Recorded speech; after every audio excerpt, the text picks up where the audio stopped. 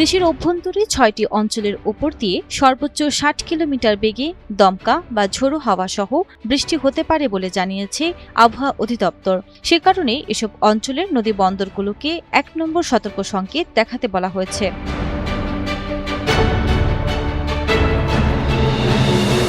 AKS অর্জন করল Guinness world records.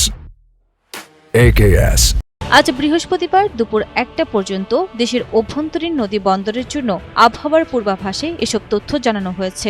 এতে বলা হয়েছে, খুলনা, বরিশাল, পটুয়াখালী, নোয়াখালী, চট্টগ্রাম এবং কক্সবাজার অঞ্চলের উপর দিয়ে দক্ষিণ বা দক্ষিণ পূর্ব দিক থেকে ঘণ্টায় ৪৫ থেকে ৬০ কিলোমিটার বেগে অস্থায়ীভাবে দমকা বা ঝোড়ো হাওয়া সহ বৃষ্টি অথবা বজ্রসহ বৃষ্টি হতে পারে।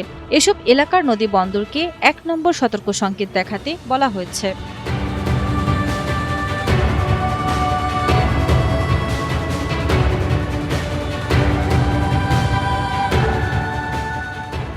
AKS অর্জন করল গিনেস ওয়ার্ল্ড রেকর্ডস। AKS